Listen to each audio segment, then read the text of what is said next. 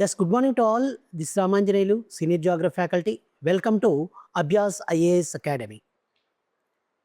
Okay, Abhyas IAS అకాడమీలో మరి ఈ యొక్క గ్రూప్ 1కి సంబంధించి మనం డిస్కషన్ చేయాలి. గ్రూప్ 1లో వచ్చేసి సిలబస్ ఏముంటుంది, ఫస్ట్ ఆఫ్ ఆల్ ఏం డిస్కషన్ చేయాలి? ఫస్ట్ ఆఫ్ ఆల్ జాగ్రఫీకి సంబంధించి మొత్తం ఎలా ఉంటుంది, దానికి సంబంధించిన ఇన్ఫర్మేషన్ ఏంటి, అదంతా ఒక్కసారి డిస్కషన్ చేద్దాం.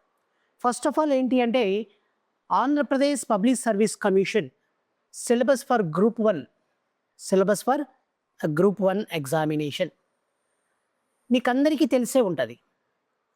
గ్రూప్ 1 ఎగ్జామినేషన్ ఎలా ఉంటుందంటే 2 భాగాలుగా డివైడ్ చేసుకోవచ్చు. ఒకటి ప్రిలిమినరీ ఎగ్జామినేషన్, ఒకటి వన్ ఈజ్ ప్రిలిమినరీ ఎగ్జామినేషన్ ఉంటుందండి. ఆ ప్రిలిమినరీ ఎగ్జామినేషన్ ప్రిలిమినరీ, రెండవది ఆ మెయిన్స్ అని, ఇలా 2 పార్ట్స్గా మనకి జనరల్గా చెప్పుకోవచ్చు. ప్రిలిమినరీ ఎగ్జామినేషన్ దీన్ని స్క్రీనింగ్ టెస్ట్ కూడా అంటారు. కాబట్టి ప్రిలిమినరీ ఎగ్జామినేషన్ అండి, మెయిన్స్ అని ఇలా 2 భాగాలుగా 2 పార్ట్స్గా డివైడ్ చేస్తారు. మరి ఏం సిలబస్ ఏముంటుంది, ఎలా విషయాలు ఒకసారి చూడండి. ఒకటి first one paper 1 preliminary examination. ఇక్కడ చూడండి, పేపర్ 1 ప్రిలిమినరీ వచ్చేసి జనరల్ స్టడీస్, జనరల్ స్టడీస్కి సంబంధించిన అంశాలు. ఒకటి ఫస్ట్ వన్ మార్క్స్ వచ్చేసి నెంబర్ ఆఫ్ క్వశ్చన్స్. ఇది వచ్చేసి మీకు ఎలా ఉంటుందంటే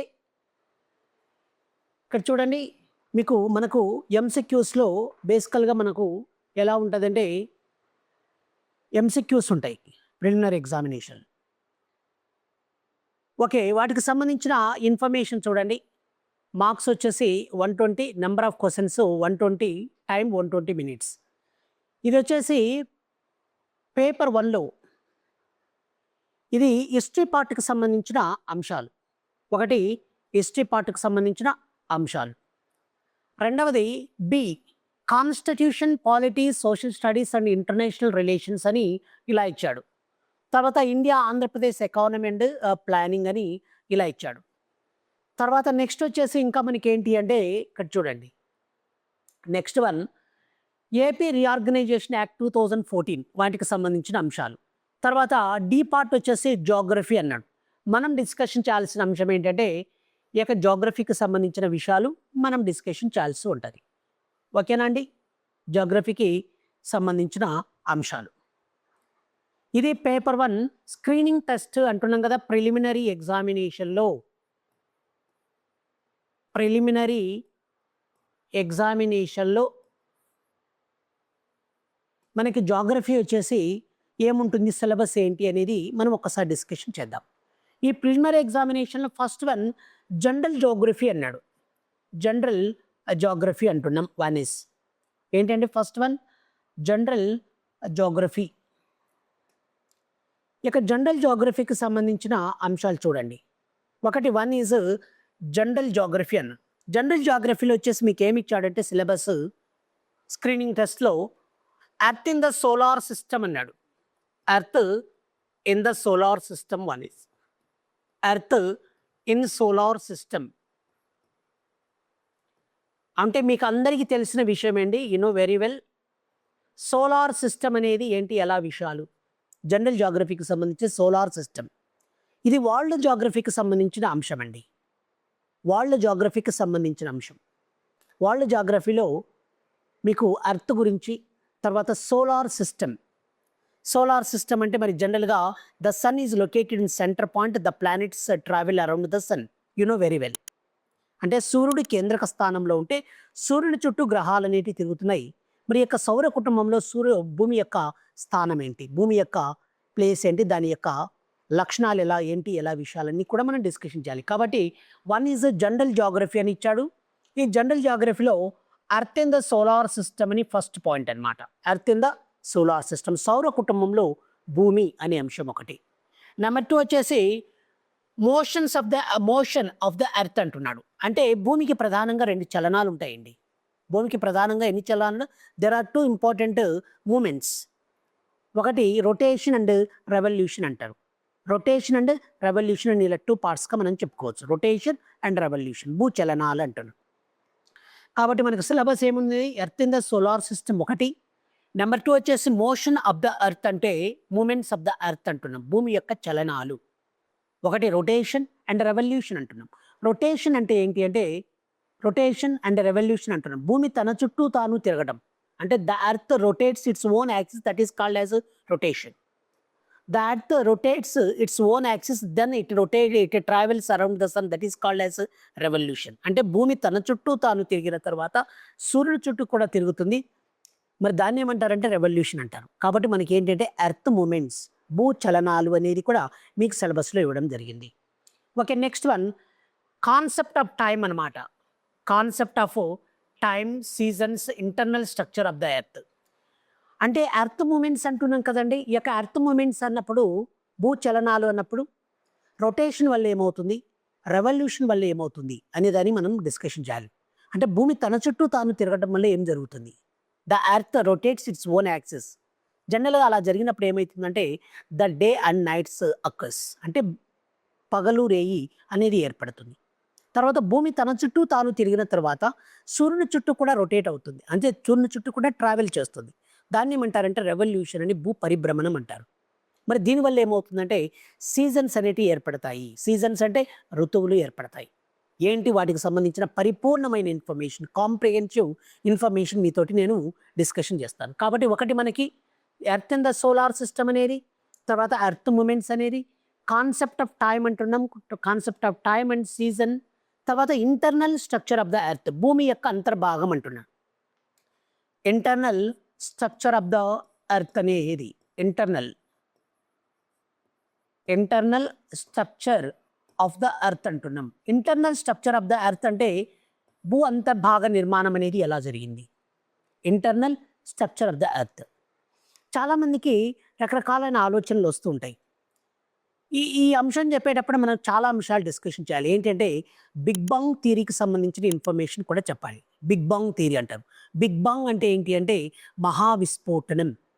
అంటే million years ago the huge explosive, అంటే ఒక పెద్ద విస్ఫోటనము, భారీ విస్ఫోటనం అనేది సంభవించినప్పుడు ఏం జరిగింది అంటే ఈ యొక్క బేసికల్గా చెప్పాలంటే ఈ యొక్క గ్రహాలు కానీ ఇవన్నీ కూడా ఏర్పడ్డాయి. ఓకేనా, దానికి సంబంధించిన ఇన్ఫర్మేషన్ కూడా మీకు నేను డిస్కషన్ చేస్తాను. కాబట్టి internal structure of the earth అంటున్నాం, భూమి యొక్క అంతర్భాగం.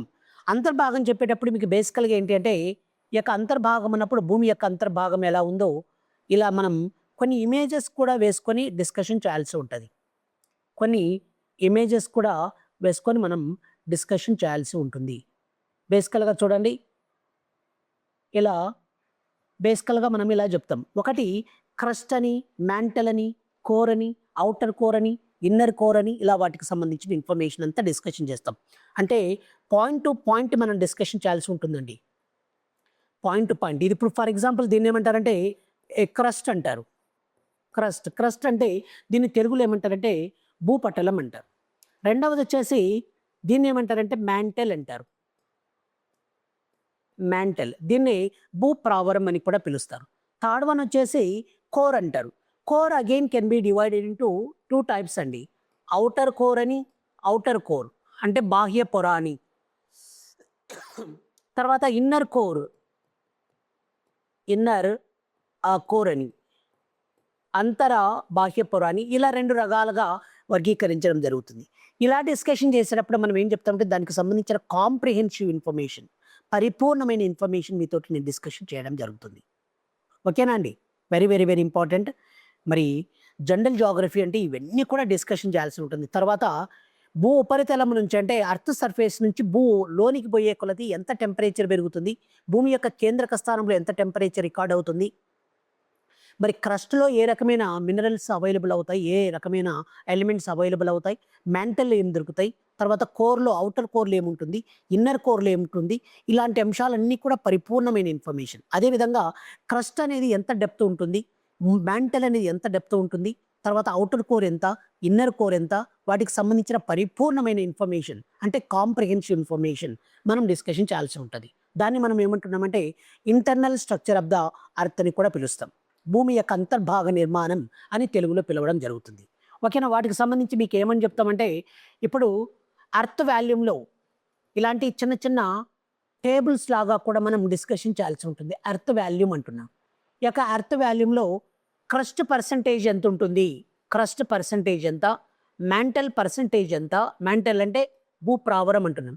అదేవిధంగా కోర్ పర్సెంటేజ్ వచ్చేసి ఎంత, ఇలాంటి అంశాలన్నీ కూడా డిస్కషన్ చేయాలి. వెరీ వెరీ వెరీ ఇంపార్టెంట్ అండి. చాలా చాలా చాలా ఇంపార్టెంట్. ఓకేనా అండి. తర్వాత మనకి ఇంకా విషయాలు ఏమున్నాయంటే ఇవే కాకుండా చూడండి ఇక్కడ తర్వాత మేజర్ ల్యాండ్ ఫార్మ్స్ అంటున్నారు. Major land forms and their features అంటున్నారు. ఇక్కడ చూడండి మీకు బేసికల్గా చెప్పాలంటే ఇంకొక విషయం ఏంటి అంటే వీటికి సంబంధించిన ఇన్ఫర్మేషన్ ఒక్కసారి అందరం కూడా అబ్జర్వ్ చేద్దాం. నెక్స్ట్ టాపిక్ వచ్చేసి మీకు వరల్డ్ జాగ్రఫీకి సంబంధించిన అంశాలండి. ఇవన్నీ కూడా వరల్డ్ జాగ్రఫీకి సంబంధించిన అంశాలు. గ్రూప్ 1 ప్రిలిమినరీ ఎగ్జామినేషన్లో జనరల్లో ఈ అంశాలన్నీ కూడా మీకు అడగడం జరుగుతుంది. ఇప్పుడు మీకు నెక్స్ట్ టాపిక్ వచ్చేసి ఏంటంటే major land forms and their features అంటున్నారు. Major land forms and features. ఇప్పుడు for example major land forms అంటున్నాం. ఈ మేజర్ ల్యాండ్ ఫార్మ్స్ అన్నప్పుడు దీన్ని తెలుగులో ఏమంటారంటే ప్రధాన భూస్వరూపాలు అని పిలవడం జరుగుతుంది. మేజర్ ల్యాండ్ ఫార్మ్స్ అంటున్నాం. ఏంటండి మేజర్ ల్యాండ్ ఫార్మ్స్ అంటే ప్రధాన భూస్వరూపాలు. మేజర్ ల్యాండ్ ఫార్మ్స్ అంటున్నాం, ప్రధాన భూస్వరూపాలు. బేసికల్గా చెప్పేటప్పుడు ఇలాంటి అంశాలు డిస్కషన్ చేసేటప్పుడు మీకు నేను ఎలాంటి క్వశ్చన్స్ అడుగుతారో ప్రిలిమినరీ ఎగ్జామినేషన్లో కొన్ని మీకు నేను ఎగ్జాంపుల్గా కూడా చెప్తాను చూడండి. ఇప్పుడు for example major land forms అంటే అకార్డింగ్ టు జాగ్రఫర్స్ అంటే భౌగోళిక శాస్త్రవేత్తల ప్రకారం, జాగ్రఫర్స్ ప్రకారం ల్యాండ్ ఫార్మ్స్ని ఎలా డివైడ్ చేశారంటే దెర్ ఆర్ 3 కేటగిరీస్గా డివైడ్ చేశారండి. జనరల్గా ఏం చేశారంటే ఒకటి ఫస్ట్ ఆఫ్ ఆల్ ఏమంటారంటే one is first order land form అని. ఫస్ట్ ఆర్డర్ ల్యాండ్ ఫార్మ్ అని. One is first order land form అంటారు. మొదటి శ్రేణి భూస్వరూపం అంటారండి దీన్ని. ఫస్ట్ ఆర్డర్ ల్యాండ్ ఫార్మ్ అంటే మొదటి శ్రేణి భూస్వరూపం. రెండవది సెకండ్ థింగ్ వచ్చేసి ఏంటి అంటే రెండవ శ్రేణి భూస్వరూపం సెకండ్ ఆర్డర్ ల్యాండ్ ఫార్మ్ అంటున్నాం. సెకండ్ ఆర్డర్ ల్యాండ్ ఫార్మ్ అంటున్నాం. రెండవ శ్రేణి భూస్వరూపం అని, సెకండ్ ఆర్డర్ ల్యాండ్ ఫార్మ్ అని. థర్డ్ వన్ వచ్చేసి థర్డ్ ఆర్డర్ ల్యాండ్ ఫార్మ్ అంటారు. థర్డ్ ఆర్డర్ ల్యాండ్ ఫార్మ్ అంటారు. ఈ థర్డ్ ఆర్డర్ ల్యాండ్ ఫార్మ్ అంటే మూడవ శ్రేణి భూస్వరూపం అని పిలుస్తారు. వీటి మీద మీకు క్వశ్చన్స్ అడగటానికి అవకాశాలు ఎక్కువ ఉన్నాయి. అంటే ఎన్సీఆర్టీ సిలబస్ను బేస్ చేసుకొని మరి మీకు ఎలాబరేట్గా చెప్పినప్పుడు ఫస్ట్ ఆర్డర్ ల్యాండ్ ఫార్మ్ అంటే ఏంటి, సెకండ్ ఆర్డర్ ల్యాండ్ ఫార్మ్ అంటే ఏంటి, థర్డ్ ఆర్డర్ ల్యాండ్ ఫార్మ్ ఏంటి, అక్కడ మనకి ఏమన్నాడు major land forms and features అన్నారు. Major land forms and features అన్నారు. ఫీచర్స్ బేసికల్గా చెప్పాలంటే ఈ యొక్క ఫస్ట్ ఆర్డర్ ల్యాండ్ ఫార్మ్ అని అంటే మొదటి శ్రేణి భూస్వరూపం అన్న మీకు అందరికీ తెలుసండి. ఇలాంటి క్వశ్చన్స్ అడుగుతాడు. ఏమంటాడంటే క్రింది వాటిలో దేనిని ఫస్ట్ ఆర్డర్ ల్యాండ్ ఫామ్గా కన్సిడర్ చేయవచ్చు. Which of the following land form is considered as first order land form అంటాడు. అంటే మొదటి శ్రేణి భూస్వరూపంగా దేనిని పరిగణిస్తారు అన్నప్పుడు అప్పుడు మీకు నేను ఏం చెప్తానంటే one is continents and also continents and also oceans. ఖండాలు మరియు మహాసముద్రాలు అంటున్నాం. కాంటినెంట్స్ అండ్ ఓషన్స్ అంటున్నాం. ఖండాలు మరియు మహాసముద్రాలను ఏమంటారంటే ఫస్ట్ ఆర్డర్ ల్యాండ్ ఫామ్ అంటారు. Very very very very very important.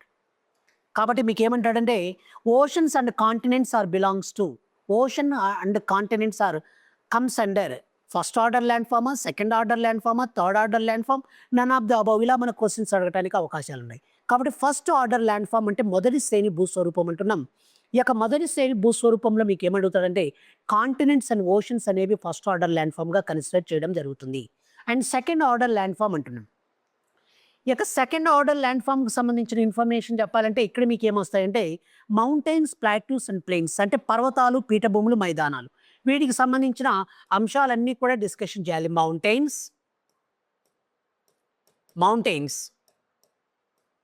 Plateaus, plateaus and plains అంటున్నాం. పర్వతాలు, పీఠభూములు, మైదానాలు. మౌంటైన్స్, ప్లాట్యూస్ అండ్ ప్లెయిన్స్, పర్వతాలు, పీఠభూములు, మైదానాలు అంటారు. ఇవన్నీ కూడా ఏంటంటే these are comes under second order land form అంటే రెండవ శ్రేణి భూస్వరూపంగా పరిగణించడం జరుగుతుంది. ఇప్పుడు ఫర్ ఎగ్జాంపుల్ చూడండి, ఇక్కడ మనం ఏం డిస్కషన్ చేయాలంటే అలా చెప్పిన తర్వాత మౌంటైన్స్ అన్నాం.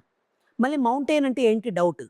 మరి వాట్ ఈజ్ మౌంటైన్ అంటే ఏంటి, కరెక్ట్ నిర్వచనం ఏంటి, what is the exact definition of మౌంటైన్కి కరెక్ట్ నిర్వచనం ఏంటి అంటే at the altitude of mean sea level about 900 meters అంటే సముద్ర మట్టానికి 900 మీటర్ల కంటే ఎక్కువ ఎత్తు ఉన్న భూస్వరూపాన్ని ఏమంటారంటే మౌంటైన్ అంటారండి.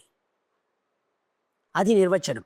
మౌంటైన్ అంటే ఏంటి అంటే at the altitude of mean sea level above 900 metres, అంటే సముద్ర మట్టానికి 900 మీటర్ల కంటే ఎక్కువ ఎత్తు ఉన్న భూస్వరూపాన్ని మౌంటైన్ అని పిలుస్తారు. ఈ మౌంటైన్స్‌లో మళ్ళీ రకాలు మీకు నేను చెప్తాను. ఓల్డ్ ఫోల్డ్ మౌంటైన్స్ అని, ఫోల్డ్ మౌంటైన్స్, రషూడెల్ మౌంటైన్స్ అని, ఇలా రకరకాలైన mountains, volcanic mountains, block mountains. మరి వాటికి సంబంధించిన ఉదాహరణలు, ఎగ్జాంపుల్స్ ఏమున్నాయి, అవి ఎక్కడెక్కడ స్ప్రెడ్ అయి ఉన్నాయి, ఎక్కడ డిస్ట్రిబ్యూట్ అయి ఉన్నాయి, అలాంటి అంశాలన్నీ కూడా క్లియర్‌గా డిస్కషన్ చేయాల్సి ఉంటది. ఓకే. రెండవది సెకండ్ థింగ్ వచ్చేసి ప్లాట్యూస్ అన్నాం. ఈ ప్లాట్యూస్‌లో కూడా మరి ప్లాట్యూస్ అంటే what is the exact definition of plateau? Plateau అంటే కరెక్ట్ అర్థం ఏంటి అంటాడు. కాబట్టి ప్లాట్యూ అనగానే మనం జనరల్‌గా ఏం చెప్తామంటే ఇది అప్ అండ్ డౌన్స్ ఉంటాయండి. ఎగుడు దిగుడుగా ఉండి ఎత్తైన భూస్వరూపం ఇది కూడా. అప్ అండ్ డౌన్స్ ఉంటది. బేసికల్‌గా చెప్పాలంటే at the altitude of mean sea level below 900 metres. సముద్ర మట్టానికి 900 మీటర్ల కంటే తక్కువ ఎత్తు ఉన్న భూస్వరూపాన్ని ఏమంటారంటే ప్లాట్యూ అంటారండి. Below 900 metres. అంటే సముద్ర మట్టానికి 900 మీటర్ల కంటే తక్కువ ఎత్తు ఉన్న భూస్వరూపాన్ని ఏమంటారంటే ప్లాట్యూ అంటారు. పర్వతాలు అనేవి మానవ నివాసానికి యోగ్యంగా ఉండవండి. మానవ నివాసానికి యోగ్యం అంటే హ్యూమన్ బీయింగ్స్ వచ్చేసి అక్కడ సర్వైవ్ కావడం చాలా కష్టం. ఎందుకంటే చాలా స్లోప్‌గా ఉంటాయి మౌంటైన్స్ అనేవి. అదే ప్లాట్యూస్ వచ్చేసి సముద్ర మట్టానికి 900 మీటర్ల కంటే తక్కువ ఎత్తు ఉంటాయి. మరి మానవ నివాసానికి very comfortable for to living human beings. అంటే మానవులు నివసించడానికి యోగ్యంగా ఉండే ప్రదేశం వచ్చేసి ఈ యొక్క ప్లాట్యూస్. మరి ప్లెయిన్స్ అంటే ఎలా ఉంటాయంటే సముద్ర మట్టానికి at the altitude of mean sea level అంటున్నామండి. At the altitude of mean sea level అంటున్నాం. సముద్ర మట్టానికి అప్ టు 200 మీటర్స్ అండి. సముద్ర మట్టానికి 200 మీటర్ల ఎత్తు వరకు ఉన్న స్వరూపాన్ని ఏమంటారంటే ప్లెయిన్స్ అంటారు. ఈ యొక్క ప్లెయిన్స్ అనేటివి ఎలా ఉంటాయంటే it is full covered with alluvial soils, అంటే వెరీ ఫర్టైల్ ల్యాండ్. మంచి సారవంతమైన నేలల చేత ఏర్పడి ఉంటాయి ఈ యొక్క ప్లెయిన్స్ అనేవి. ఇందుకు ఉదాహరణగా మనము భారతదేశంలో తీసుకోండి. సుందర్బన్ రివర్ డెల్టా కావచ్చు, Krishna Godavari delta, Mahanadi river delta, Kaveri delta, Punjab Haryana plains, ఇలా చాలా ప్రాంతాలన్నీ కూడా ప్లెయిన్ ఏరియాలో ఉన్నాయి. ఇవి ఎలా ఉన్నాయంటే at the altitude of mean sea level up to 200 metres, అంటే సముద్ర మట్టానికి 200 మీటర్ల ఎత్తులో ఉన్న భూస్వరూపాన్ని మనం ప్లెయిన్ అంటాం. Very very very very important. ఓకేనండి. వీటికి సంబంధించిన పరిపూర్ణమైన ఇన్ఫర్మేషన్ మీకు నేను డిస్కషన్ చేస్తాను. అంటే ప్రిలిమినరీ ఎగ్జామినేషన్ చెప్తున్నప్పుడే, ప్రిలిమినరీకి చెప్పేటప్పుడు మెయిన్స్కి సంబంధించిన ఇన్ఫర్మేషన్ కూడా మీతో డిస్కషన్ చేస్తూ కొన్ని క్వశ్చన్స్ కూడా మీకు ఇవ్వడం జరుగుతుంది. ఓకేనా అండి? ఎస్. తర్వాత థర్డ్ ఆర్డర్ ల్యాండ్ ఫామ్ అంటున్నాం. ఈ థర్డ్ ఆర్డర్ ల్యాండ్ ఫామ్ అంటే ఏంటి అంటే మూడవ శ్రేణి భూస్వరూపం అంటారు. వీటిలో మనకి ఏమొస్తాయంటే ఈ యొక్క వాటర్ ఫాల్స్, మీకు అందరికీ జలపాతాలు తెలుసు. వాటర్ ఫాల్స్ కావచ్చు, వాటర్ ఫాల్స్. నెక్స్ట్ వన్ డెల్టాలు. అదేవిధంగా బార్కాన్స్, శాండ్ డ్యూన్స్ అంటే ఇసుక దిబ్బలు. తర్వాత వచ్చేసి మనకు చాలా ప్లేసెస్ మొరైన్స్ అని, ఆక్స్బౌ లేక్స్ అని, ఇలా చాలా అంశాలన్నీ కూడా ఏంటంటే థర్డ్ ఆర్డర్ ల్యాండ్ ఫామ్గా పరిగణించడం జరుగుతుంది. ఓకేనా అండి? వాటికి సంబంధించిన పరిపూర్ణమైన ఇన్ఫర్మేషన్ మీతోటి నేను డిస్కషన్ చేస్తాను. ఓకేనా? ఎస్. ఇవి దేనికి సంబంధించిన information, major land forms, their features అని ఇలా చెప్పుకున్నాం. తర్వాత వచ్చేసి ఇంకొక విషయం చూడండి. నెక్స్ట్ వన్, వీటికి సంబంధించిన తర్వాత నెక్స్ట్ వచ్చేసి మనకి ఇంకా ఏం టాపిక్ ఉందంటే ప్రిలిమినరీ ఎగ్జామినేషన్లో చూడండి ఒక్కసారి. ప్రిలిమినరీ ఎగ్జామినేషన్లో ఏముందో ఒకసారి చూడండి. ఈ ప్రిలిమినరీ ఎగ్జామినేషన్లో థర్డ్ వన్ వచ్చేసి ఏంటంటే అట్మాస్ఫిరిక్ స్ట్రక్చర్ అంటున్నాడు, and composition, elements and factors of climate అంటున్నాడు. ఓకే, ఇవన్నీ కూడా దానికి సంబంధించిన ఇన్ఫర్మేషన్. ఓకేనా అండి? అట్మాస్ఫియర్ అన్నాడు. ఈ యొక్క అట్మాస్ఫియర్కు సంబంధించిన ఇన్ఫర్మేషన్ అడుగుతున్నాడు. అట్మాస్ఫియర్ ఏంటి, అట్మాస్ఫియర్ అంటే ఏంటి, ఈ వీటికి సంబంధించిన ఇన్ఫర్మేషన్ అంతా కూడా మనం డిస్కషన్ చేయాలి. అట్మాస్ఫియర్ అంటున్నాం. ఏంటండి అట్మాస్ఫియర్?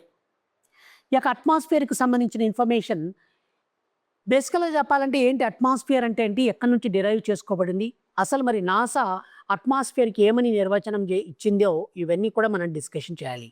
నాసా అంటే మీకు అందరికీ తెలిసే ఉంటుందండి.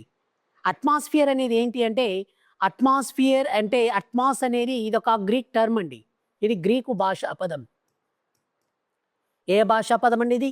గ్రీకు భాషా పదం అట్మాస్ఫియర్ అనేది. కాబట్టి అట్మాస్ అంటే అట్మాస్ అంటే వాటర్ వేపర్, నీటి ఆవిరి అని అర్థం. మరి అట్మాస్ అనే పదానికి స్పియర్ అంటే బంతి అండి. అంటే ఈ యొక్క బంతి ఆకారంలో ఉన్న ఈ యొక్క వాతావరణం అంటే బంతి ఆకారంలో ఉంటుంది. మరి ఈ యొక్క నాసా అంటే ఏంటి అంటే NASA stands for national aeronautics and space administration అంటారండి. నాసా అంటారు. ఇది అమెరికాకు సంబంధించిన అంశం అండి. అమెరికాకు చెందిన యునైటెడ్ స్టేట్స్ ఆఫ్ అమెరికాకు చెందిన నాసా అనే సంస్థ అట్మాస్ఫియర్ గురించి ఏమి డిస్కషన్ చేసిందో ఒక్కసారి ఒక నిర్వచనం, ఒక డెఫినేషన్ ఇచ్చింది. ఏమైనా డెఫినేషన్ ఇచ్చిందంటే నాసా అంటే ఏం చెప్పానండి? National aeronautics and space administration అంటాం. ఈ నేషనల్ ఏరోనాటిక్స్ అండ్ స్పేస్ అడ్మినిస్ట్రేషన్కి సంబంధించిన అంశం ఇది అమెరికాకు చెందిన స్పేస్ ఆర్గనైజేషన్. ఈ యొక్క నాసా ఏముంటుందంటే మనమందరం కూడా అంటే సమస్త మానవాళి భూపటలంపై నివసిస్తున్నాం. ఇందాక internal structure of the earth అనేటప్పుడు భూపటలం, భూప్రావరం, భూకేంద్ర మండలం అని చెప్పాం. క్రస్ట్, మ్యాంటల్ అండ్ కోర్ అని చెప్పుకున్నాం. ఈ యొక్క క్రస్ట్ మీద సమస్త మానవాళి నివసిస్తుంది. మరి ఈ యొక్క క్రస్ట్ మీద మనమంతా సమస్త మానవాళి నివసిస్తే మన చుట్టూ ఒక సన్నని గాలిపొర అనేది చుట్టబడి ఉందండి. సన్నని గాలిపొర అనేది చుట్టబడి ఉంది. ఈ యొక్క సన్నని గాలిపొరను ఏమంటారంటే అట్మాస్ఫియర్ అని నాసా నిర్వచించడం జరిగింది. అంటే నాసా ఏమని డిస్క్రైబ్ చేసిందంటే భూపటలం వచ్చేసి సన్నని గాలిపొరచే చుట్టబడి ఉంది. ఈ సన్నని గాలిపొరను ఏమంటారంటే అట్మాస్ఫియర్ అంటారని చెప్పింది నాసా. కాబట్టి ఇంగ్లీష్లో మనకి ఏమంటారంటే నాసా డిస్క్రైబ్డ్ ఏమని చెప్పిందంటే the crust is surrounded by thin air layer. The thin air layer is called as atmosphere అంటుంది. ఓకేనా అండి? The crust is surrounded by thin air layer. The thin air layer is called as atmosphere. కాబట్టి మనకేంటి అంటే ఈ యొక్క atmosphere అంటే ఏంటి, ఎలా విషయాలు అన్నప్పుడు మనం ఏం చెప్పాలంటే అట్మాస్ఫియర్ అంటే కాబట్టి నాసా ప్రకారం వచ్చేసి the crust is surrounded by thin air layer. The thin air layer is called as atmosphere. అంటే భూపటలం అనేది సన్నని గాలిపొర చేత చుట్టబడి ఉంది. ఈ సన్నని గాలిపొరను ఏమంటారంటే అట్మాస్ఫియర్ అని వాతావరణం అంటారు. ఈ యొక్క వాతావరణం అనేది మరి పర్టికులర్గా అనేక వాయువుల యొక్క మిశ్రమం. అందువల్ల ఇక్కడ ఏమన్నాడంటే కంపోజిషన్, ఈ యొక్క అట్మాస్ఫియర్ అనేది ఎలా ఏర్పడి ఉంటుంది ఇవన్నీ కూడా మీకు నేను ఇలా మ్యాప్లాగా వేసి మీకు నేను చూపిస్తానండి. మ్యాప్లాగా ఇలా వేసి మీతోటి నేను డిస్కషన్ చేయడం జరుగుతుంది. ఓకేనా? ఇలా వేసి స్ట్రక్చర్ ఆఫ్ ద అట్మాస్ఫియర్ అని ఇలా వేసిన తర్వాత మీకు వాటికి సంబంధించిన ఇన్ఫర్మేషన్ అంతా మీకు ఇలా డిస్కషన్ చేస్తానండి. ఒకటి ట్రోపోస్ఫియర్ అని, స్ట్రాటోస్ఫియర్, తర్వాత మెసోస్ఫియర్ అని, తర్వాత థర్మోస్ఫియర్, నెక్స్ట్ వన్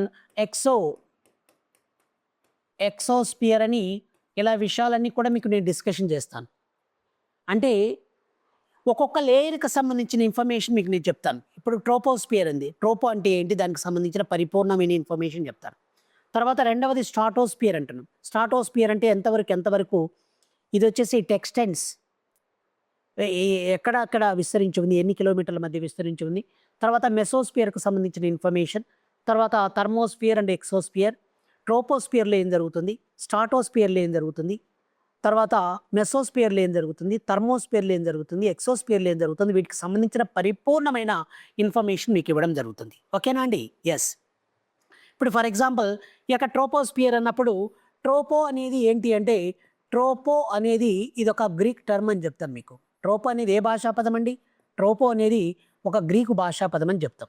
ఈ యొక్క ట్రోపో అనే పదానికి అర్థం ఏంటి అంటే ట్రోపో అనే పదానికి చేంజ్, మార్పు అని అర్థం. సార్ మార్పు అంటున్నారు, మరి ఏం జరుగుతుంది ఇక్కడ, ఏ రకమైన మార్పు జరుగుతుంది అన్నప్పుడు క్లౌడ్స్ అనేటి మేఘాలు ఏర్పడతాయి, దుమ్ము ధూళి కణాలు ఏర్పడతాయి, dust particles are forming in this layer. Next one parachutes are jumping in this layer. తర్వాత వచ్చేసి aeroplanes are travelling in this layer. ఇలాంటి ఎన్నో చర్యలు అంటే ప్రెసిపిటేషన్, అవపాతం అనేది కూడా ఇక్కడ సంభవిస్తుంది. కాబట్టి అనేక రకాలైన మార్పులు సంభవిస్తాయి. కాబట్టి ట్రోపోస్ఫియర్ అంటున్నాం. ఇక ట్రోపో అంటే గ్రీకు భాషా పదం అని అర్థం. ఇక్కడ బేసికల్గా ఎలా ఉంటుందంటే according to white the temperature decreases. అంటే ట్రోపో ఆవరణంలో భూపరితలం నుంచి పైకి వెళ్ళే కొలది ఉష్ణోగ్రత అనేది తగ్గుతుంది. ఉష్ణోగ్రత తగ్గడాన్ని ఏమంటారంటే the normal lapse rate of temperature అని, సాధారణ ఉష్ణోగ్రత క్షీణత క్రమం అని పిలుస్తారన్న విషయాన్ని కూడా మీతోటి నేను డిస్కషన్ చేయడం జరుగుతుంది. ఇలా ప్రతి దానికి సంబంధించిన ఇన్ఫర్మేషన్ ఇలా వేసి మీకు నేను క్లియర్‌గా డిస్కషన్ చేస్తాను. ఓకేనా అండి? ఇవి మనకి ప్రిలిమినరీ ఎగ్జామినేషన్‌లో ఉంటుంది. వరల్డ్ జియోగ్రఫీకి సంబంధించిన అంశాలు ఇవన్నీ కూడా. ఓకేనా అండి? యెస్. ఇవే కాకుండా మనకి ఇంకా ఏంటంటే వాతావరణంలో ప్రధానంగా ఇంకా మనకి ఎలిమెంట్స్ అన్నమాట. ఎలిమెంట్స్ చెప్పాం. ఇప్పుడు ఫర్ ఎగ్జాంపుల్ ఎలిమెంట్స్ ఏమేమి ఉంటాయి అనేది మీకు తెలియాలి. ఏముంటాయి ఎలిమెంట్స్ బేసికల్‌గా చెప్పాలంటే వన్ ఈజ్ నైట్రోజన్ ఉంటుంది. నైట్రోజన్. వన్ ఈజ్ నైట్రోజన్ అనేది ఎక్కువగా ఉంటుందండి. నైట్రోజన్, ఆక్సిజన్, కార్బన్ డయాక్సైడ్ తర్వాత ఇలాంటివన్నీ కూడా ఉంటాయి ఇక్కడ. కాబట్టి ఏమేమి ఉంటాయండి? ఇప్పుడు ఫర్ ఎగ్జాంపుల్ నైట్రోజన్ అనేది ఉంటుంది. One is nitrogen, O2 oxygen, CO2 carbon dioxide, CH4 methane, CH4. Next one O3 ozone layer, water vapour నీటి ఆవిరి, వాటర్ వెపర్ నీటి ఆవిరి ఉంటుంది. మరి వీటితో పాటు వాటర్ వేపర్‌తో పాటు ఇంకా మనకి ఏముంటుందండి? ఆర్గాన్ ఉంటుంది. ఆర్గాన్, నియాన్, ఆర్గాన్, నియాన్ ఇలా వాయువులు ఎన్నో వాయువుల యొక్క మిశ్రమమే ఏదండి? ఈ యొక్క అట్మాస్ఫియర్. ఇవి ఎంత పర్సెంటేజ్ ఉన్నాయి ఏంటి అవన్నీ కూడా మీతోటి నేను డిస్కషన్ చేయడం జరుగుతుంది. ఓకేనా అండి? Air masses. ఎయిర్ మాస్ అంటే ఏంటి? తర్వాత అట్మాస్ఫిరిక్ డిస్టర్బెన్సెస్ అంటే ఏంటి? అట్మాస్ఫిరిక్ డిస్టర్బెన్సెస్ ఏం జరుగుతుంటాయి ఏంటి ఎలా విషయాలు అవన్నీ కూడా మీకు నేను చెప్తానండి. ఇప్పుడు ఫర్ ఎగ్జాంపుల్ వెస్టర్లీ డిస్టర్బెన్సెస్ అంటారు. పశ్చిమ పవనాలు. ఈ పశ్చిమ పవనాల వల్ల మరి పర్టికులర్‌గా ఇన్ వింటర్ సీజన్‌లో నార్త్ ఇండియాలో ఉత్తర భారతదేశంలో కొన్ని డిస్టర్బెన్సెస్ జరుగుతాయి. వాటి వల్ల ఈ యొక్క ఎయిర్ క్రాష్ జరగడం, రోడ్ యాక్సిడెంట్స్, రైల్ యాక్సిడెంట్స్ ఇలాంటివన్నీ కూడా జరుగుతాయి. ఇవన్నీ కూడా మనకు సిలబస్‌లోనే ఉన్నాయి. వీటి అట్మాస్ఫిరిక్ డిస్టర్బెన్సెస్ అని కూడా అంటారు. అదేవిధంగా క్లైమాటిక్ చేంజెస్ అన్నమాట. క్లైమేట్ చేంజెస్ అంటే వాతావరణంలో మార్పులు, శీతోష్ణ స్థితి మార్పులు అనేవి సంభవిస్తుంటాయి. వాటికి సంబంధించిన పరిపూర్ణమైన ఇన్ఫర్మేషన్ చెప్పడం జరుగుతుంది.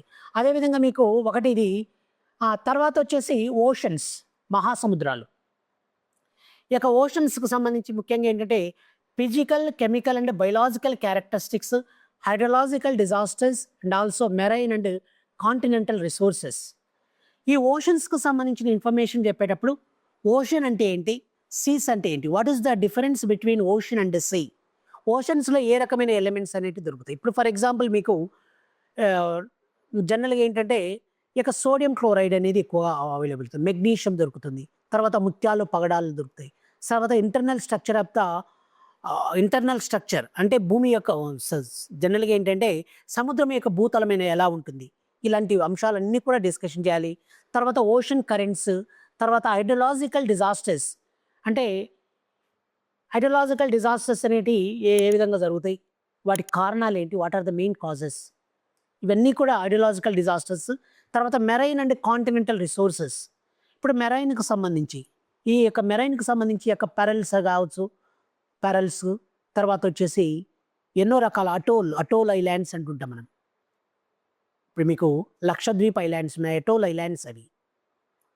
తర్వాత సముద్రాలు ఏం జరుగుతుంది? న్యాచురల్ గ్యాస్, పెట్రోలియము ఇవన్నీ ఎక్కడ అవైలబుల్ అవుతాయి? సెడిమెంటరీ రాక్స్ అంటే ఏంటి?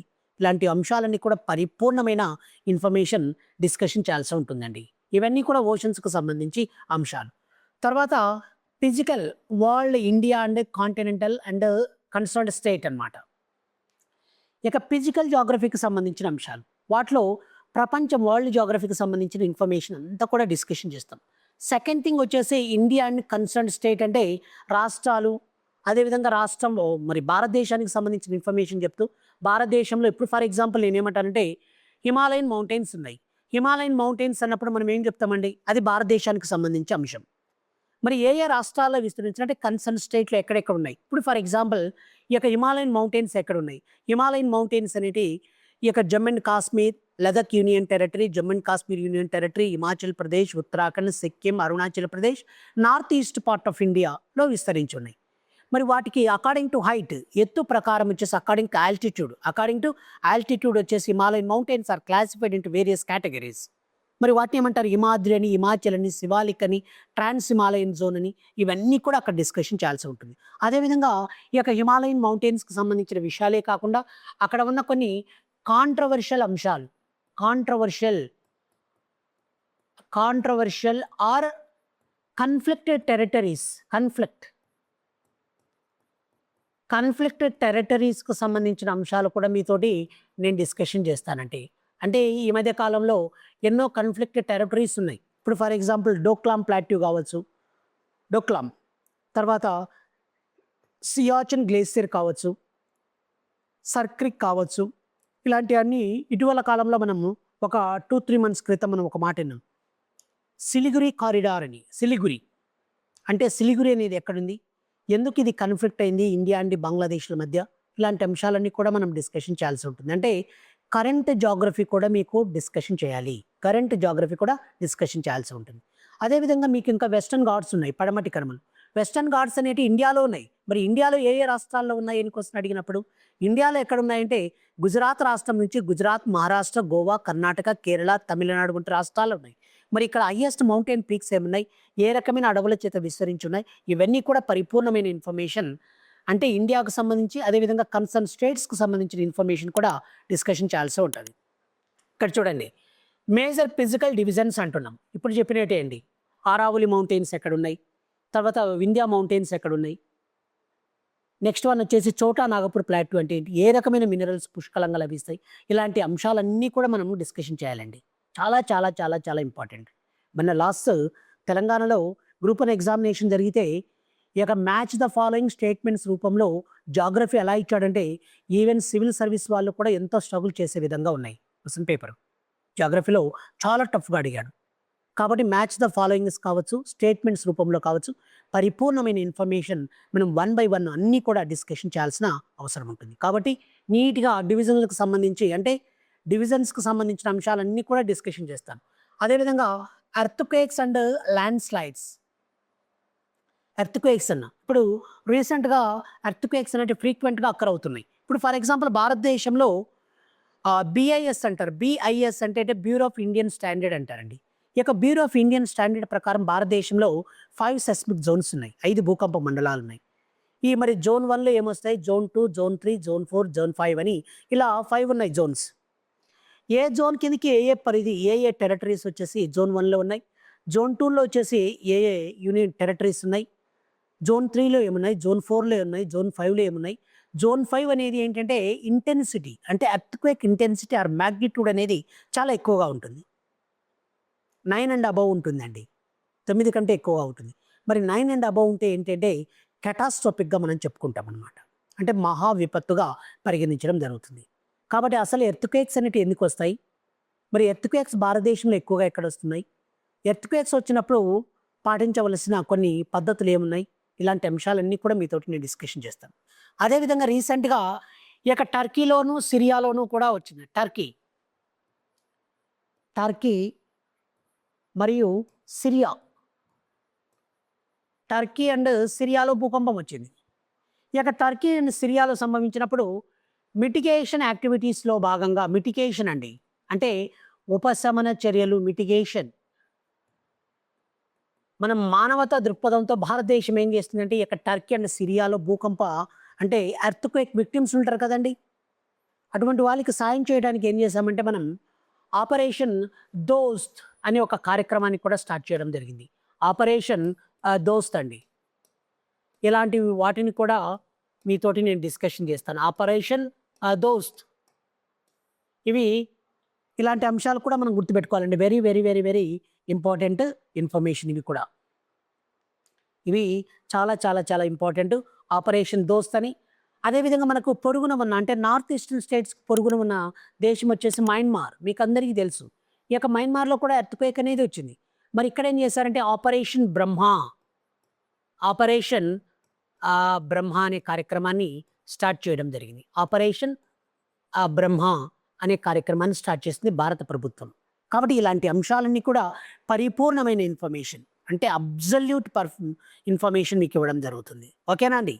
అభ్యాస ఐఏఎస్ అకాడమీ తరపున అద్భుతమైన ఇన్ఫర్మేషన్ జాగ్రఫీకి సంబంధించి ఇవ్వడం జరుగుతుంది. ఓకేనా అండి? అదేవిధంగా ల్యాండ్ స్లైడ్స్ ఉన్నాయి. మరి ల్యాండ్ స్లైడ్స్ అంటే భూ సంపాతాలు అంటారండి వీటిని. ల్యాండ్ స్లైడ్స్ అంటే ఏంటండి? ల్యాండ్ స్లైడ్స్ అంటే భూ సంపాతాలు అని అర్థం. ఏంటి అర్థం అండి? ల్యాండ్ స్లైడ్స్ అంటే భూ సంపాతాలు. అసలు భూ సంపాతాలు ల్యాండ్ స్లైడ్స్ అనేటివి ఎందుకు జరుగుతాయి? What are the main causes to occur the land slides?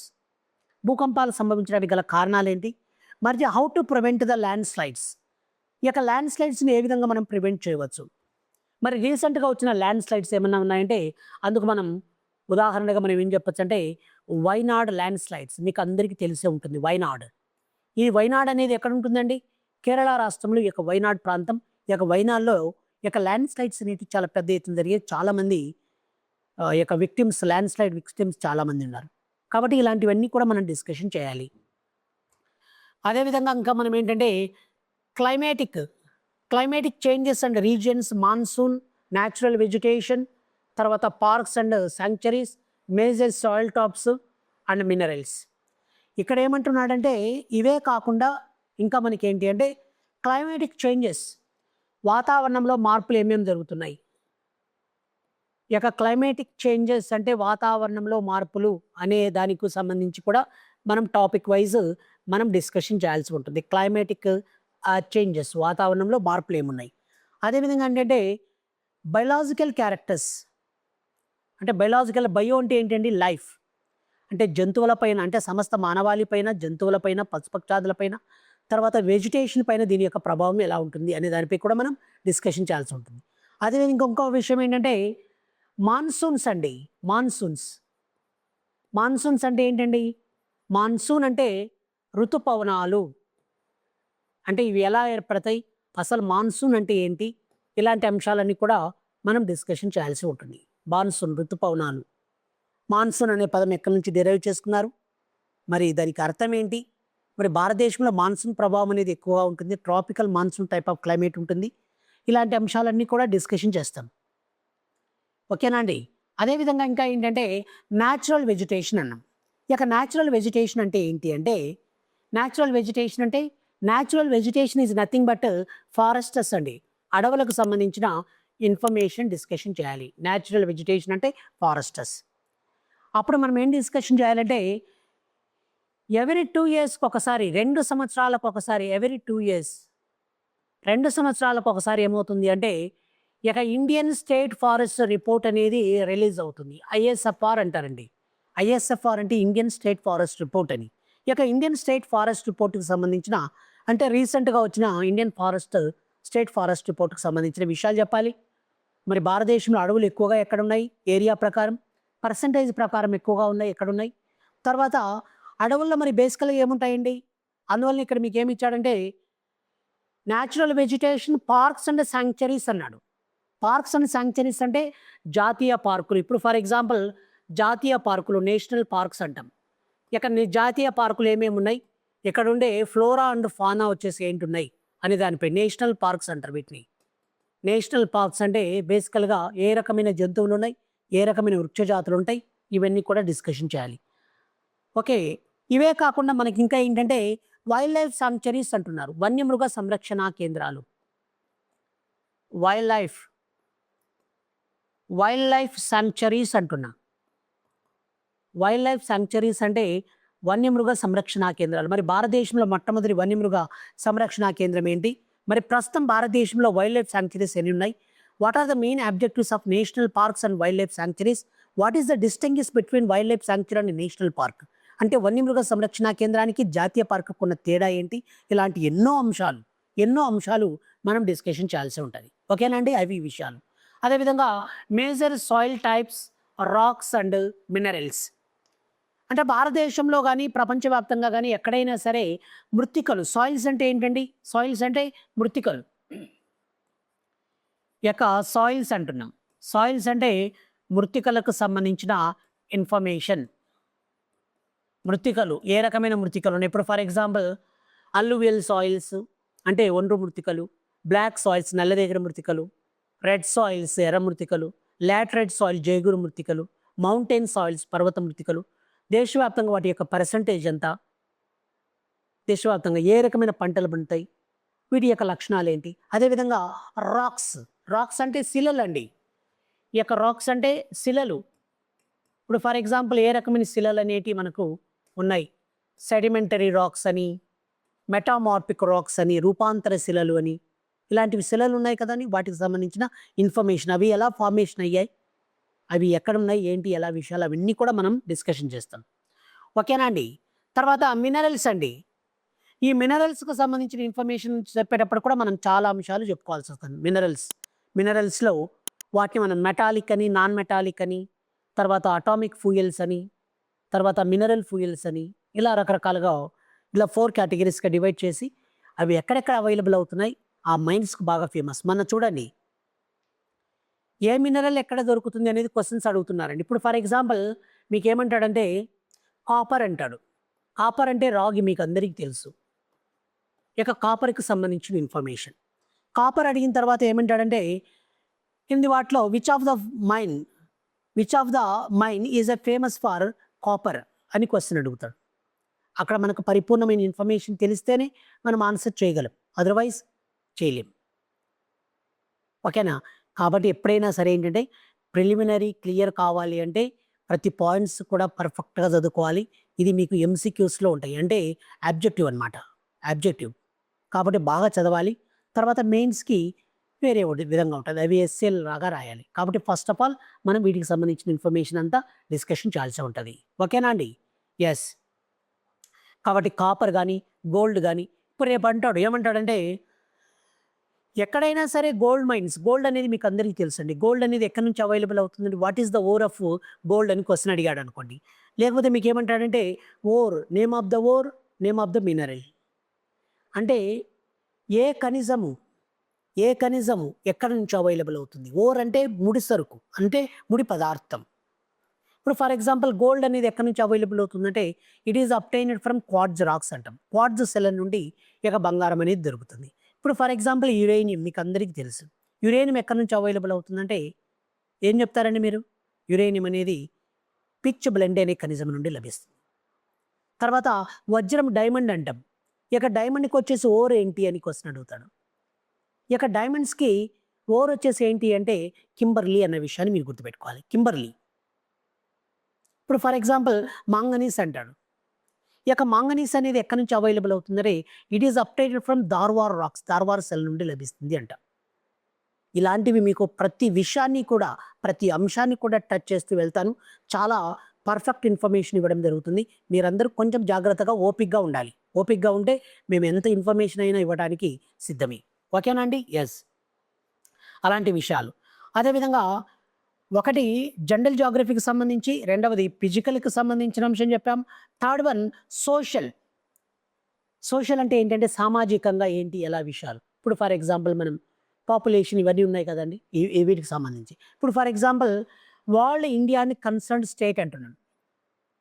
World ఇండియాని కన్సర్న్డ్ స్టేట్ అంటే ప్రపంచంలో సంబంధించి, ఇండియాకు సంబంధించి, వివిధ రాష్ట్రాలకు సంబంధించిన ఇన్ఫర్మేషన్. ఇక్కడ మీకు ఏమవుతుందంటే distribution, density, growth, sex ratio, literacy, occupational structure, SC and ST population, rural urban components, racial, tribal, religious and linguistic groups, urbanisation, migration and metropolitan regions అంటున్నాడు. వీటికి సంబంధించి దీన్ని ఏమంటారంటే సామాజికంగా విషయాలు చెప్పుకోవాలి. అప్పుడు ఏం చెప్పాలంటే ప్రపంచవ్యాప్తంగా జనాభా విషయానికి సంబంధించి అత్యధికంగా ఎక్కడుంది, డెన్సిటీ ఆఫ్ పాపులేషన్ ఎక్కువ ఉంది వరల్డ్ లెవెల్లో చెప్పుకోవాలి. తర్వాత ఇండియాకు సంబంధించిన ఇన్ఫర్మేషన్ చెప్పాలి. తర్వాత కన్సర్న్ స్టేట్కి సంబంధించిన ఇన్ఫర్మేషన్ చెప్పాలి. అదేవిధంగా మీకు ఏంటంటే డెన్సిటీ ఆఫ్ పాపులేషన్, జనసాంద్రత, జనాభా ఎక్కడుంది, జనసాంద్రత, డెన్సిటీ ఆఫ్ పాపులేషన్ ఎక్కడుంది. తర్వాత సెక్స్ రేషియో, స్త్రీ పురుష నిష్పత్తి అత్యధికంగా ఎక్కడ, తక్కువ ఎక్కడుంది. ఇలాంటి విషయాలన్నీ కూడా అంటే ప్రపంచాన్ని దృష్టిలో పెట్టుకొని ప్రపంచము, India as well as concern స్టేట్కి సంబంధించిన ఇన్ఫర్మేషన్, దాన్ని మనం ఇవన్నీ కూడా చెప్పుకోవాలి. అదేవిధంగా SC and ST population, schedule tribe population ఎంత ఉంది, అత్యధికంగా ఎస్సీ పాపులేషన్ ఎక్కడ, ఎస్టీ పాపులేషన్ ఎక్కడ, ఎంత, ఇలాంటి విషయాలు చాలా అంశాలు చెప్పుకోవాలి. అదేవిధంగా రూరల్ అండ్ అర్బన్ కాంపోనెంట్స్కి సంబంధించిన విషయాలు కూడా చెప్పాలి. అదేవిధంగా tribals, religious and also linguistic migrations, వలసలు. చాలామంది వలసపోతుంటారు ఇక్కడ నుంచి అక్కడికి, అక్కడి నుంచి ఎక్కడికి, ఇలా వలసలకు సంబంధించిన అంశం. తర్వాత రిలీజియన్స్ అంటే మతాలకు సంబంధించి, అంటే క్రైస్తవ మతం ఎంత ఉన్నారు, ఇస్లాం మతం ఎంత ఉంది, ఇలాంటి విషయాలన్నీ కూడా మనం డిస్కషన్ చేయాల్సి ఉంటుంది. చాలా చాలా ఇంపార్టెంట్ ఇన్ఫర్మేషన్ అండి. ఎందుకంటే ప్రజెంట్ సినారియో, ప్రజెంట్ సిచ్యువేషన్ ప్రకారం ఇక అమెరికా ఇజ్రాయెల్ ఒక పక్షం, ఇరాన్ ఒక పక్షం. యుద్ధం అనేది 20 డేస్ అయిపోయింది. యుద్ధం జరుగుతూనే ఉంది.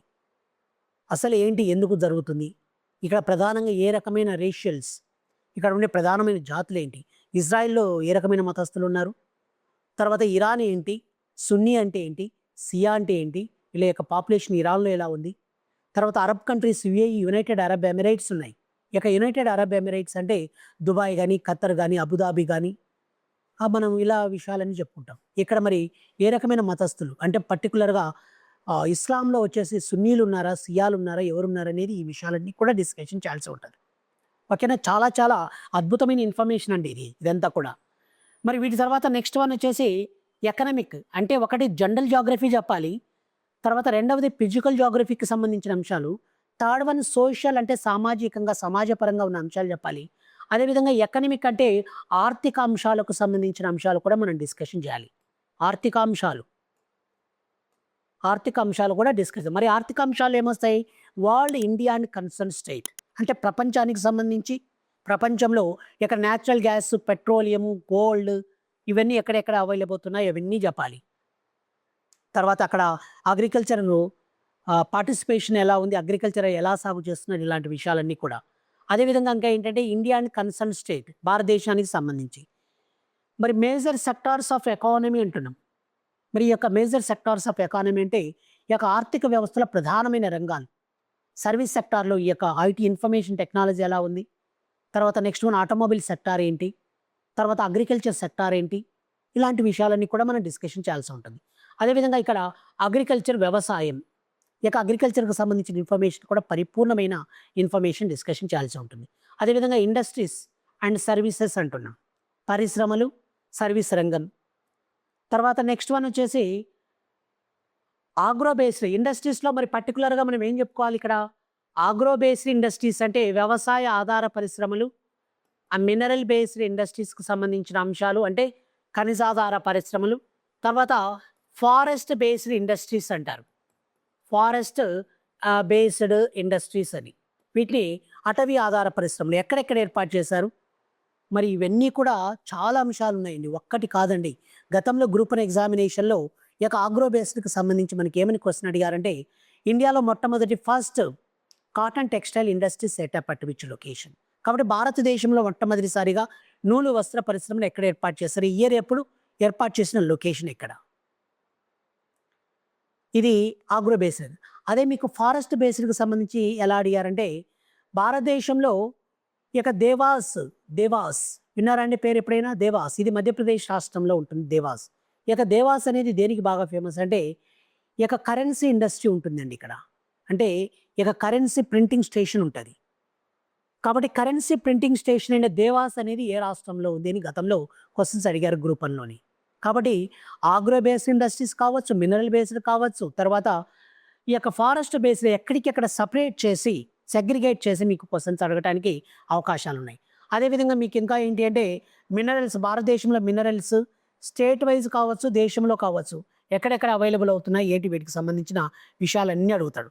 వాటిలో మినరల్స్, తర్వాత వచ్చేసి ఫ్యూయల్, మ్యాన్ పవర్, ఫ్యూయల్స్లో మరి రకాలు ఉంటాయి. ఈ యొక్క బొగ్గు ఎక్కడ అవైలబుల్ అవుతుందంటే కోల్ అనేది గోండ్వానా కోల్ అని, టెర్షియరీ కోల్ అని ఇలా అంటాం కదండి.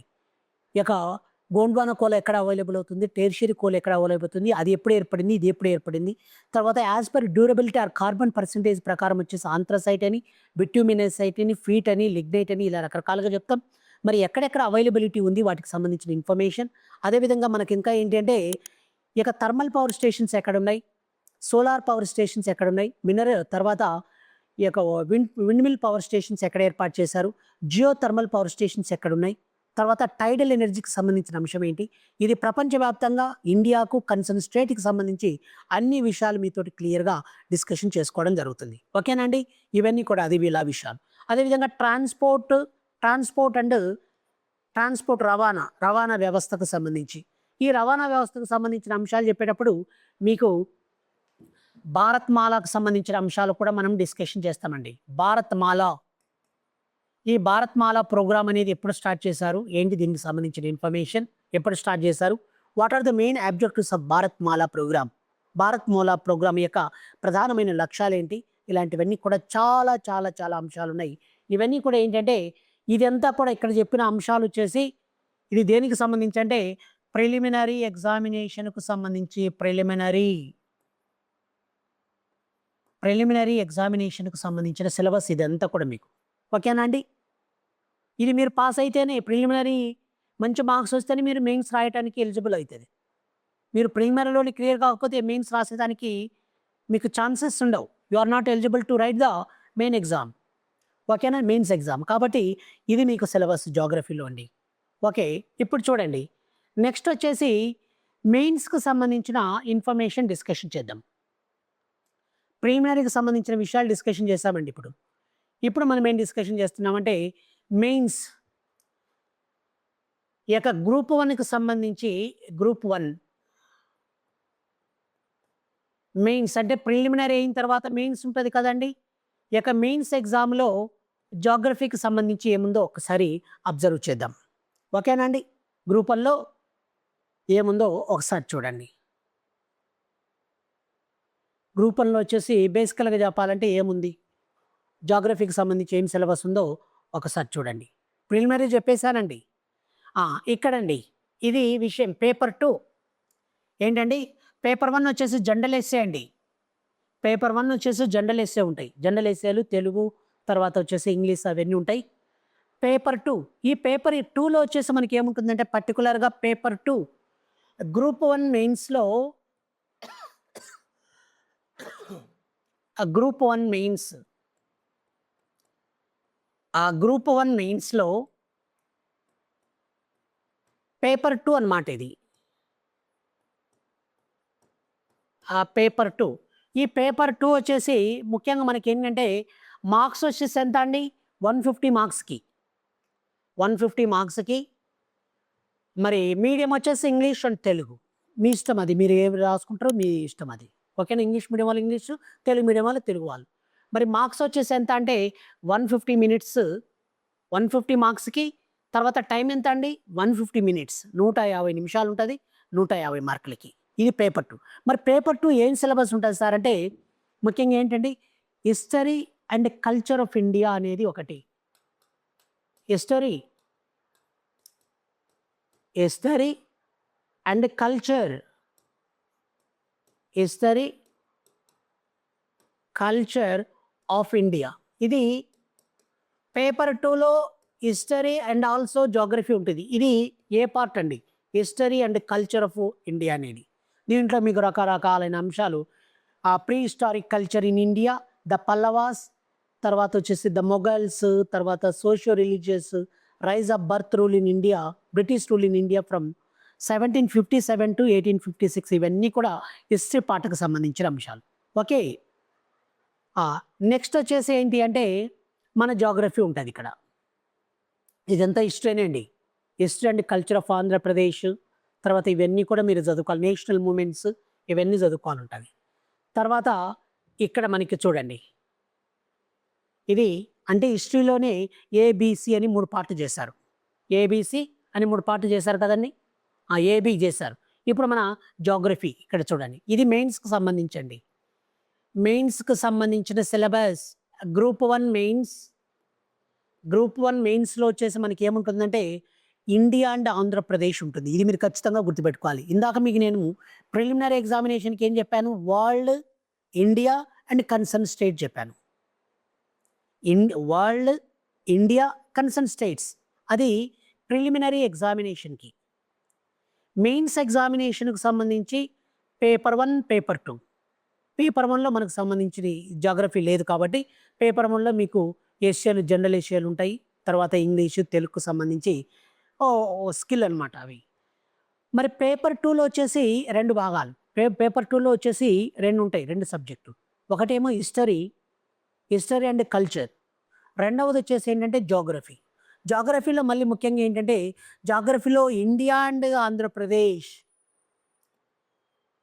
ఇండియా అండ్ ఆంధ్రప్రదేశ్కు సంబంధించి ఉంటుంది. కాబట్టి ఇక్కడ మీరు వరల్డ్ జాగ్రఫీకి సంబంధించిన అంశాలు అవసరం లేదు.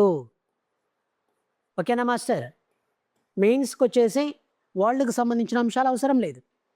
వరల్డ్కి సంబంధించిన అంశాలు మీకు మెయిన్స్లో ఉండదు. ఓన్లీ ఇండియన్ జాగ్రఫీ, ఆంధ్రప్రదేశ్ జాగ్రఫీకి సంబంధించి, ఇండియా అండ్ ఏపీ. మరి ఇక్కడ ఏమడుగుతాడు మీకు బేసికల్గా చెప్పాలంటే ఫిజికల్ ఫీచర్స్ అండ్ రిసోర్సెస్ అనే అంశం ఒకటి ఉంది. అంటే India and Andhra Pradesh major land forms, ప్రధాన భూస్వరూపాలు ఇండియాలో ఏమున్నాయి, తర్వాత రాష్ట్రంలో ఆంధ్రప్రదేశ్ రాష్ట్రంలో ఏమున్నాయి, ఇవన్నీ డిస్కషన్ చేయాల్సి ఉంటుంది. హిమాలయాలు ఎలా ఏర్పడ్డాయి, అక్కడ మీకు క్వశ్చన్ అండ్ ఆన్సర్స్ ఉంటాయి. ఇప్పుడు ఫర్ ఎగ్జాంపుల్ ఇండియన్ క్లైమేటిక్ కండిషన్స్ను ప్రభావితం చేసిన హిమాలయన్ మౌంటైన్స్ వచ్చేసి it plays key role to influence the Indian climate అంటాడు. భారత ఋతుపవన వ్యవస్థను ప్రభావితం చేసిన హిమాలయాలు చాలా కీలక పాత్ర పోషిస్తున్నాయి, డిస్కస్ అంటాడు. వాటికి సంబంధించిన ఇన్ఫర్మేషన్ అంతా డిస్కస్ చేయాలి మనం. తర్వాత ఏపీకి సంబంధించిన అంశాలు, ల్యాండ్ ఫామ్స్ ఏమున్నాయి, వాటి యొక్క ప్రత్యేకతలు ఏంటి, what are the specialities of these land forms, అవన్నీ కూడా మనం డిస్కషన్ చేయాలి. తర్వాత క్లైమేటిక్ చేంజెస్ ఏమున్నాయి, తర్వాత soil types, rivers, water streams, geology, rocks, minerals, resources, ఇవి ఇండియా అండ్ ఆల్సో ఆంధ్రప్రదేశ్కి సంబంధించి శిలలు కావచ్చు, నదీ వ్యవస్థ, రివర్ సిస్టమ్ కావచ్చు, తర్వాత ఇరిగేషన్ ప్రాజెక్ట్స్ కావచ్చు, ఇవన్నీ కూడా డిస్కషన్ చేయాలి. ఎందుకంటే వెరీ వెరీ వెరీ ఇంపార్టెంట్. ఎందుకు నేను చెప్తున్నానంటే ఇప్పుడు ఫర్ ఎగ్జాంపుల్ ఇండియాకు సంబంధించి మీకు ఏమంటాడంటే ఇండియాకు సంబంధించిన ఇన్ఫర్మేషన్ వాటిలో for example Indus water treaty అంటాడు. Indus water agreement or Indus water treaty అంటున్నాం. సింధు నదీ జలాల ఒప్పందం, ఇండస్ వాటర్ ట్రీటీ. ఎందుకంటే ఇలాంటివి అడుగుతాడని ఖచ్చితంగా బర్నింగ్ టాపిక్స్. ఎందుకంటే 2025 ఏప్రిల్లో మీకు అందరికీ తెలుసు పహల్గామ్ టెర్రరిస్ట్ అటాక్ అనేది జరిగింది, పహల్గామ్లో, జమ్మూ అండ్ కాశ్మీర్లో. ఇప్పుడు మరి భారతదేశం ఏం చేస్తుందంటే ఒక మంచి నిర్ణయం తీసుకున్నది. ఏంటంటే ఈ యొక్క ఇండస్ వాటర్ ట్రీటీ అనేది ఇప్పటి నుంచి మేము దాన్ని వైలేట్ చేస్తాం. ఇంతవరకు మేము ఈ యొక్క అగ్రిమెంట్ని, ఈ యొక్క ఒప్పందాన్ని మేము గౌరవించాం. ఇప్పటి నుంచి ఈ యొక్క ఇండస్ వాటర్ ట్రీటీని మేము అంగీకరించాం. వాళ్ళకు వెళ్ళాల్సిన వాటర్ని కూడా మేము ఆపి మా ప్రయోజనాల కోసం వాడుకుంటామని ఒక చర్చ నడిచింది. కాబట్టి ఇండస్ వాటర్ ట్రీటీ, సింధు నది జలాల ఒప్పందానికి సంబంధించి మీకు ఖచ్చితంగా రేపు రాబోయే గ్రూప్ 1 ఎగ్జామినేషన్లో మరి యొక్క మెయిన్స్లో అడిగే అవకాశాలు ఎక్కువగా ఉన్నాయి. ఓకేనా అండి? Yes, why in news Indus water treaty, సింధు నది జలాల ఒప్పందం, వై ఇన్ న్యూస్ ఫ్రీక్వెంట్లీ. సింధు నది జలాల ఒప్పందం ఎందుకు తరచుగా ఈ యొక్క వార్తలో నిలుస్తుంది, ఈ యొక్క ఇండస్ వాటర్ ట్రీటీ ఎప్పుడు జరిగింది, దానికి సంబంధించి డిస్కస్ చేయమని మిమ్మల్ని క్వశ్చన్స్ అడగవచ్చు. ఇలాంటివి అడుగుతాడు. అదేవిధంగా రకరకాలైన మినరల్స్ ఏమున్నాయి, తర్వాత వచ్చేసి ఫ్లోరా అండ్ ఫానాకు సంబంధించిన అంశాలు, తర్వాత క్లాసిఫికేషన్ ఆఫ్ వెజిటేషన్ అంటే అడవులు రకాలు, తర్వాత రేపు అంటాడు మాంగ్రూవ్ అడవులు అంటాడు. What is the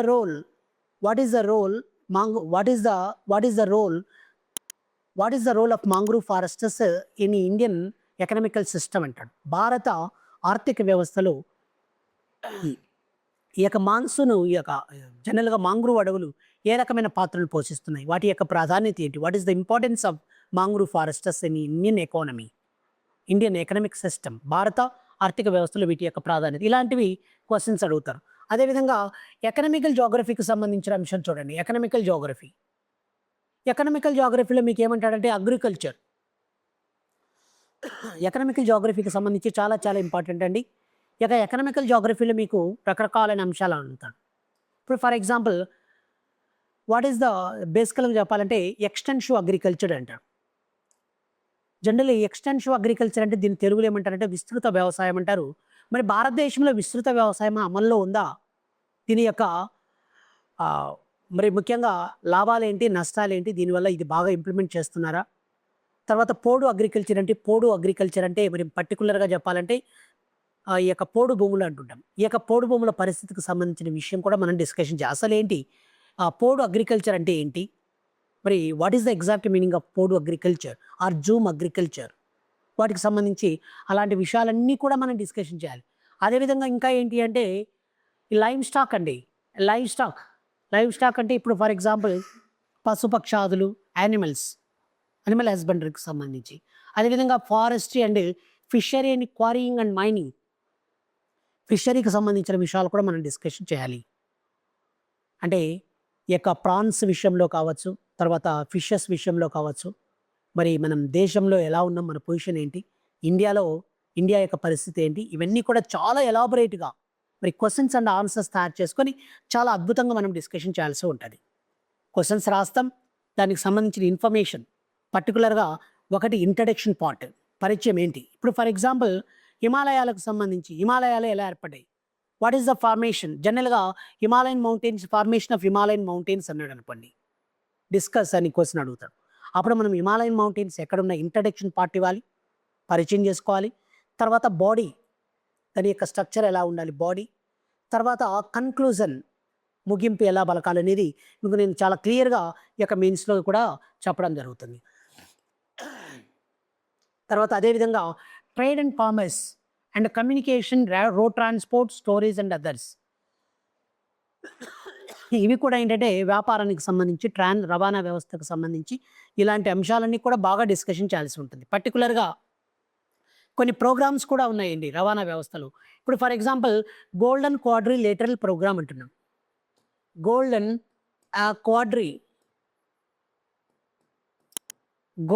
quadrilateral programme అంటున్నాం. స్వర్ణ చతుర్భుజి కార్యక్రమం అంటున్నాం.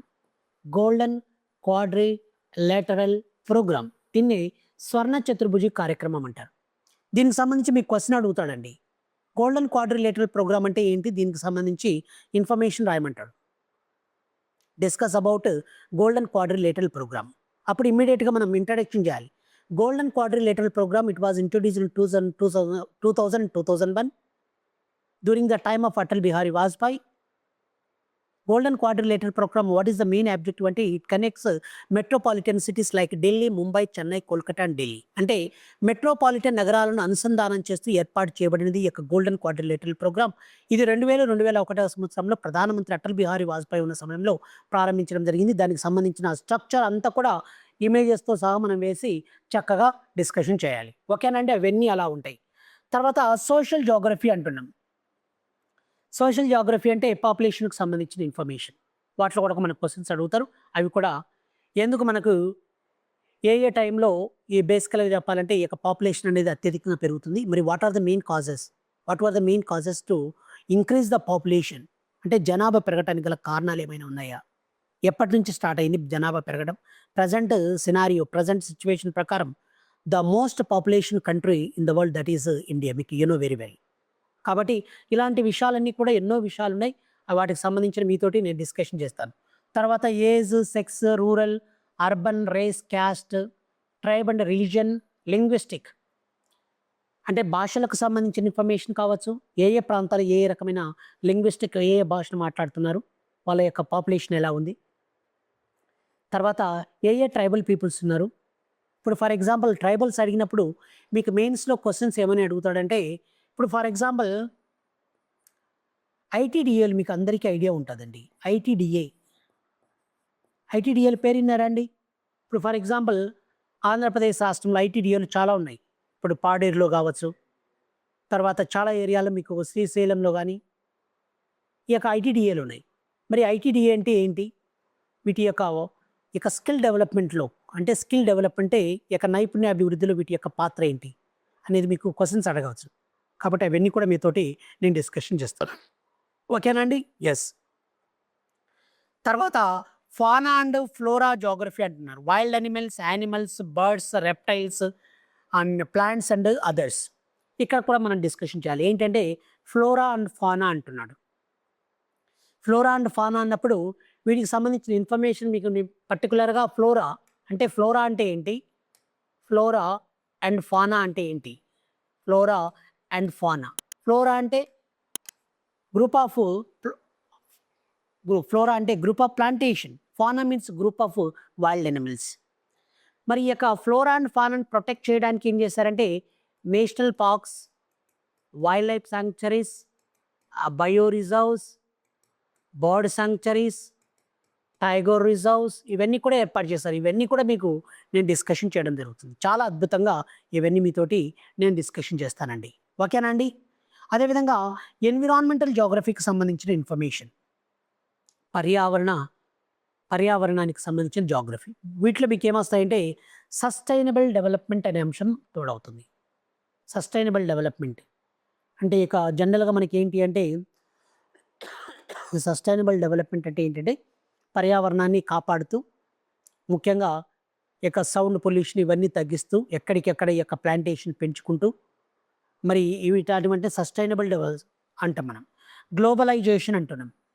ప్రపంచీకరణ, టెంపరేచర్కి సంబంధించిన అంశాలు, తర్వాత winds, special weather phenomena, natural hazards అంటే సహజ విపత్తులు అంటే ఏంటి, మరి మ్యాన్మేడ్ డిజాస్టర్స్ అంటే ఏంటి, ఇలాంటివన్నీ కూడా క్వశ్చన్స్ అడుగుతారు. వాటిపైన మనం కొన్ని చేయాల్సి ఉంటుంది.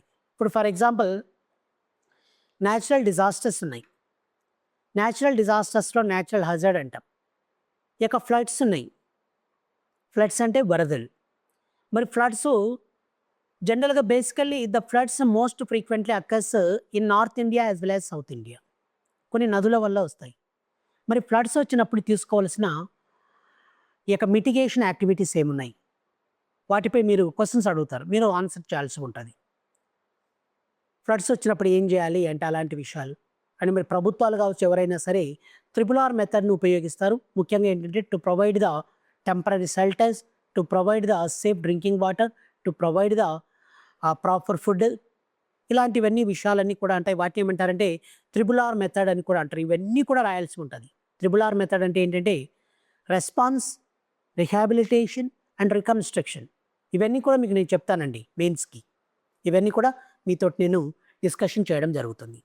ఓకే, అదేవిధంగా environmental pollution and also pollution management, వీటికి సంబంధించి కూడా క్వశ్చన్స్ మంచిగా నీట్గా తయారు చేసి ఎలా అడుగుతారని ముందే గెస్ చేసి గతంలో అడిగిన క్వశ్చన్స్ ఎలా ఉన్నాయి, మనం భవిష్యత్తులో మనకి ఎలాంటివి అడుగుతాడు అవన్నీ కూడా మనం బేరీజ్ చేసుకుంటూ నీట్గా మీకు నేను డిస్కషన్ చేస్తాను.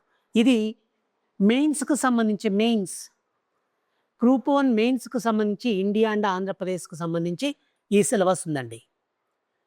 ఆల్రెడీ ప్రిలిమినరీకి సంబంధించి మీకు నేను చెప్పాను, వాటికి సంబంధించి క్లియర్గా డిస్కషన్ చేశాను. కాబట్టి ఇలా మనం ముందుకెళ్దాం. ఓకేనండి. Thank you very much to all.